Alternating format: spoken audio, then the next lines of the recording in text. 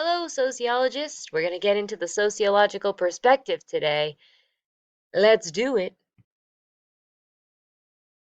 So, this class you signed up for is sociology. It's the systematic study of human society, and it really is just about how people as groups interact with the world around them. A lot of sociologists study stereotypes and this thing they refer to as general patterns, help move, guide, and define the society as a whole. Every subgroup of society is worthy of being studied.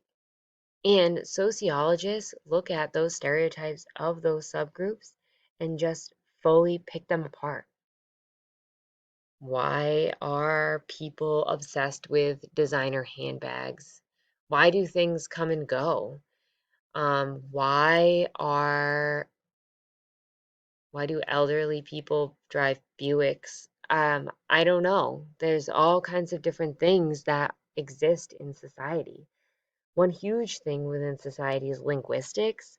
Like, why do certain generations cling to certain terminology, though the terminology clearly is changing? As a teacher, we definitely get to see that really firsthand.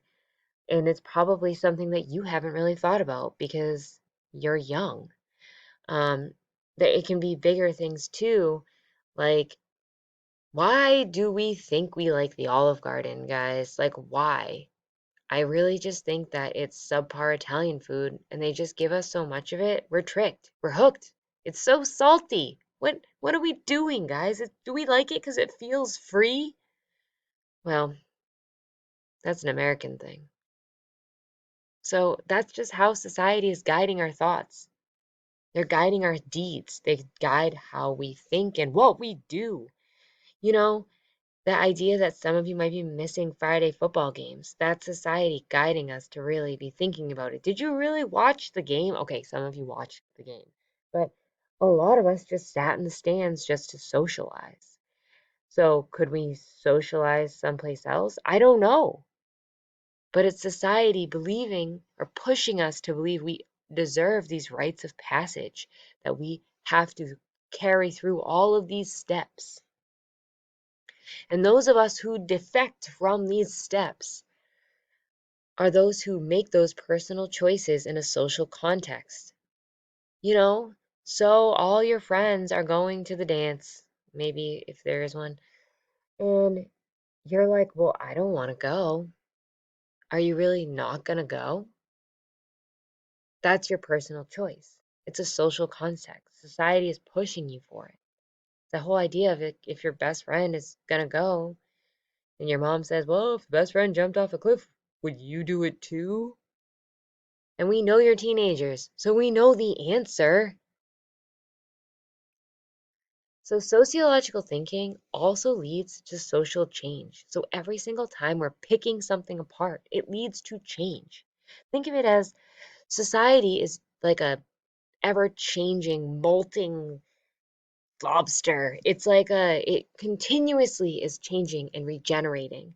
So it is something that without being pushed to the limit cannot reach better greatness.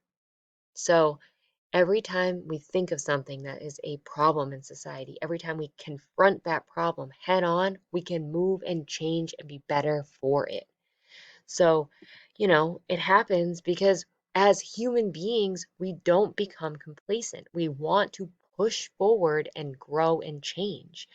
We're always reinventing ourselves. We're always, you know, moving and shaking. And part of that, being human, is this change. We as individuals change in our lifetime, so society changes to match that overall collective growth.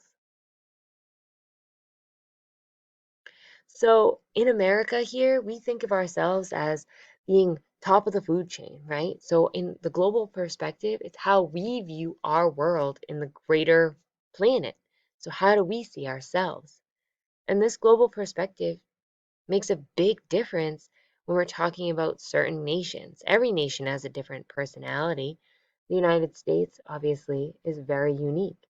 If you guys traveled abroad, which some of you may have, people will be able to point out the Americans just by the way you stand, by the way you look, questions you ask, even if they are in the perfect native tongue. There are three different kinds of nations on this planet, too: high income, middle income, and low income countries. And it's really something that emerged, like this classification, after the Cold War. Because remember, sociology, what we're going to talk about, is kind of like a newer study. Sociology is born in the late 1800s, but actually really doesn't start gaining steam until after, during the Cold War, because it was a way for people to analyze the differences between the capitalist countries and the communist countries. And one of the ways we classified them is using this, like who's industrialized and who's not. And a lot of those places that weren't industrialized, these low income countries, were classified as being targets for communism. So the higher income, the more control you have over the global economy. The lower income you have, the more suspect you are in terms of being attacked by these large countries, in terms of getting raw materials or labor. So one of the questions that sociologists have been dealing with for a long time is where we live makes a great difference in shaping our lives, true or false? And I think we all know the answer to this question. And individually, you could answer it. If you lived in another country, you could answer it differently, but it truly does. So we're going to actually do this slide together. However, right now, you're going to stop this and you're going to watch a short Khan Academy video on globalization. And then you're going to fill out the form that follows it.